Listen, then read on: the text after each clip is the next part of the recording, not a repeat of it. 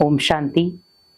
हम जब भी सुबह उठते हैं, आंख खुलते ही सोचते हैं किसी ऐसी व्यक्ति का चेहरा देखें जिससे पूरा दिन हमारा बहुत शक्तिशाली बीते।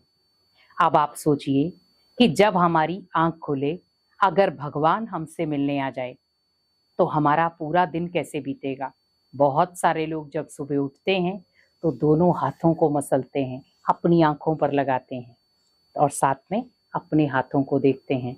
आप ये देखें कि जैसे मेरी सुबह आंख खुले, सबसे पहला दर्शन मुझे भगवान का होना चाहिए। ये आंखें भगवान को देखें, भगवान को निहारें। और आप सोचिए, जब आप सुबह उठे और आपने उठते ही सबसे पहले भगवान को देखा, भगवान से बातचीत की, भगवान से मिलन मनाया, तो आप सोचिए कि आप इन हाथों में भी एनर्जी ले पाएंगे, अपने मन के अंदर भी एनर्जी ला पाएंगे और अपनी दिनचर्या में भी एनर्जी ला पाएंगे। क्योंकि जो हाथों की रेखाएं हैं वो हमारी दिनचर्या से बनती हैं, क्योंकि हम दिनचर्या में इन्हीं हाथों से कर्म करते हैं। तो जैसा कर्म वैसा भाग्य। तो भाग्य बनाने में सबसे बड़ा रोल है हमारे हाथों का, हमारी सोच का और हमारी हाथों का। तो आप सोचिए, जैसे हम सुबह उठें, बड़े प्यार से आंख खुलते ही आप सोचे भगवान मेरे सामने हैं, बड़े प्यार से वो मुझे मिलने आया है। बड़े प्यार से उन्हें गुड मॉर्निंग करें और अपने मन की जो भी बातें हैं वो उसे सुना दें। बड़े प्यार से देखें, भगवान ने मेरा हाथ पकड़ा है तो मेरा साधारण हाथ नहीं है। भगवान ने मेरा हाथ पकड़ा है और क्या कह रहा है, बच्चे मैं हूं तेरे साथ। तो कोई भी कर्म कर, लेकिन वो पुण्य के कर्म होने चाहिए। जब भी तू अकेला महसूस करे, मैं तेरे साथ खड़ा हूं, तू महसूस कर। और आप फील करो, जब भी आप खुद को अकेला महसूस करो, आपको लगे कोई सहारा नहीं है मेरा, आपको लगे मैं हार रहा हूं, आपको लगे कि मैं दुनिया में इतने लोग हैं मेरे पर अपना कोई नहीं है, वहां पर एक हाथ अपना बढ़ा दो कि हे परम पिता परमात्मा, हे गॉड, अल्लाह, खुदा, भगवान, ईश्वर, जिसको भी आप मानते हैं, कि अब ये हाथ आपका है। आपको मेरा साथ निभाना पड़ेगा, मेरे साथ आपको चलना पड़ेगा, मेरे साथ आपको पूरा दिन बिताना पड़ेगा। भगवान को आप हक से बोलो। और जब आप भगवान के साथ एक हक रखेंगे, एक रिश्ता रखेंगे, भगवान भी मजबूर हो जाएगा आपकी मदद करने के लिए। क्योंकि कई बार क्या होता है, हम किसी इंसान के ऊपर हक रखते हैं, हम उसको दबाने की कोशिश करते हैं, कई बार वो छोड़ देता है, उसको अच्छा नहीं लगता, छोड़ देता है। पर भगवान ऐसा है जो आपको छोड़ेगा नहीं। अगर आप गलत कर रहे हैं तो आपको सही रास्ता दिखाएगा, चोट जरूर देगा पर रास्ता सही दिखाएगा। कई बार क्या होता है, हम मान लो आगे चलते जाते नीचे नहीं देखते तो गड्ढे में जाकर गिर जाते हैं, पर आगे के लिए हम सतर्क हो जाते हैं कि हम आगे देख करके चलें। तो वैसे ही सोचें कि इंसान आपका लंबे समय तक सहारा नहीं बन सकता, वो कुछ क्षण तक सहारा बन सकता है।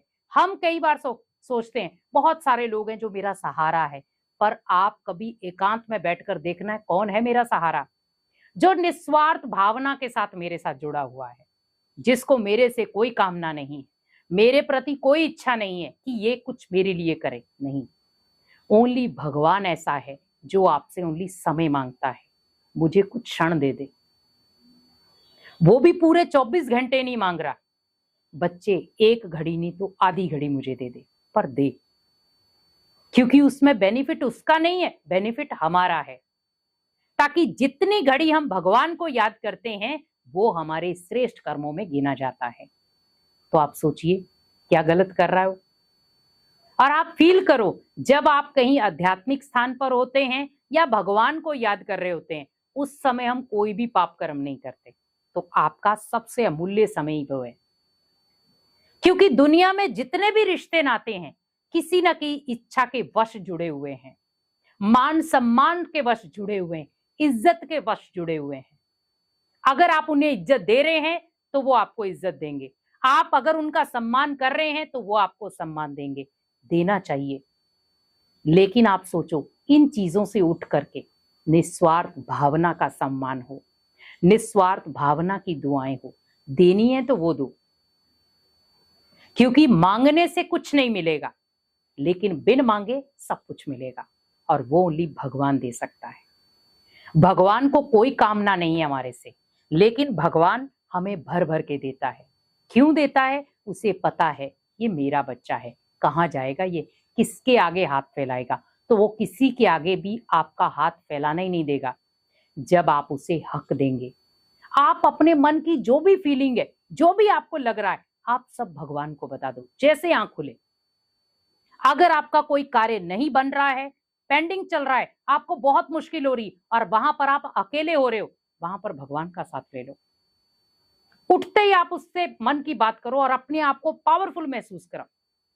आप फील करो भगवान की शक्तिशाली वाइब्रेशन मेरे ऊपर आ रही है, और आज मैं जो भी कार्य करूंगा, जो मेरे पेंडिंग कार्य थे, जो पूरे नहीं हो रहे थे, आज वो कार्य पूरे हो जाएंगे। कई बार क्या होता है, बिजनेस में उतार चढ़ाव होता है, हम कई बार डिप्रेस हो जाते हैं। डिप्रेस नहीं होना है, वहां पर भगवान का हाथ पकड़ लो, भगवान का साथ ले लो, और आपको खुद लगेगा मैं बहुत ऊर्जावान बन रहा हूं। अंदर से फील होगा कि सच में भगवान मेरे साथ था, बैकग्राउंड बनकर। तो जब भगवान हमारा बैकबोन बन जाएगा, तो भले परिस्थिति कैसी भी होगी, कितनी भी बड़ी सरकमस्टांस होगे, आप उसमें भी जीत जाओगे।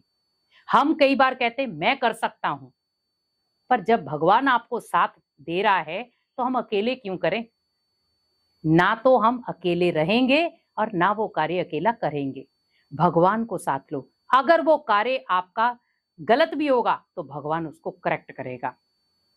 कई बार क्या होता है, हम कर्म गलत कर जाते हैं, हम उसमें भी भगवान का साथ चाहते हैं, पर भगवान वहां साथ नहीं देता है, लेकिन आपको सबक जरूर देता है कि बच्चे ये कर्म अच्छा नहीं है, इससे तेरे पाप कर्म जमा होंगे, तुझे पुण्य कर्म करने, श्रेष्ठ कर्म करने।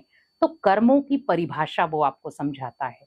इसीलिए ध्यान रखें, जैसे सुबह उठे, आंख खुलते ही अपने भाग्य को याद करें, भाग्य को पावरफुल बनाएं, भाग्य की रेखाओं को चमकाएं, भगवान से मन की हर बात करें, और भगवान से सर्व शक्तियां लेकर अपनी दिनचर्या की शुरुआत पॉजिटिव संकल्पों के साथ करें।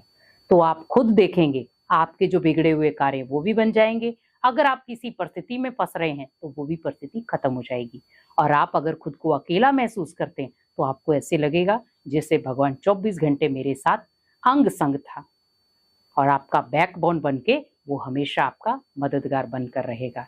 इसीलिए जैसे सुबह आंख खोले, भगवान का दीदार करें, भगवान से मुलाकात करें, और अपने दिन की पावरफुल शुरुआत करें। ओम शांति।